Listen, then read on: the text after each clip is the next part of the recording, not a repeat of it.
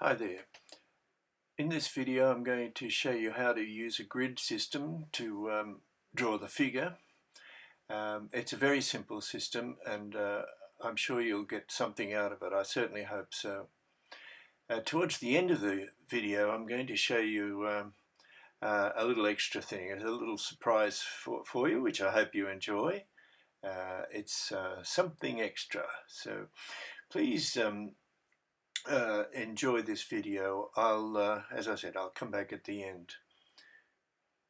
Now here I'm just basically blocking in very simple lines, just looking at the grid and measuring the distance between various elements in the figure against the line that it's adjacent to. So block in the head, for example, very simply block in the head. Don't go into any detail. We have to keep tweaking and adjusting when we draw. It takes us a few minutes to sort of get into the feeling of the drawing.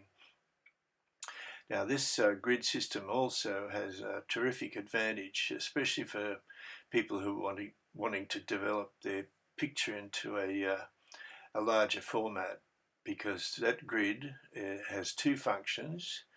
It helps you to see the figure in relation to the grid, and it helps you to draw up, which is really important if you want to make a major painting, or if you want to do a story, writing a story, a manga story or a children's story, using the figure placed on the grid. And well, there's another thing too that you can do with it, and that is, well, the point with this also, with this grid, is that it follows the rule of thirds, which is terrific design principle. And the other thing I should have mentioned too, with doing this on a smaller scale like this, is you can do many sort of examples and test out composition and test out color schemes, etc. So I think it's a very good system to practice with. So as I said, I'll come back at the end and we'll go through our little surprise. Thank you.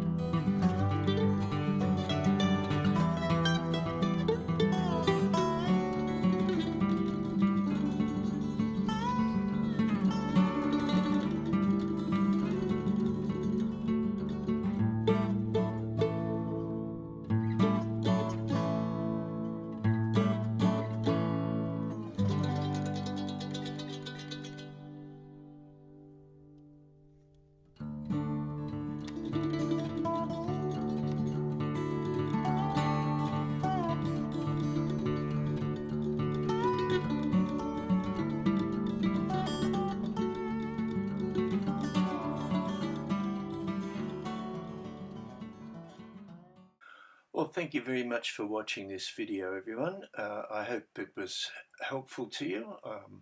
I will be making many videos now in this in my channel. I'm dedicated to teaching as many people as I can. So please support me by subscribing to my channel, and I'll do my best to make the sort of video that you want to see.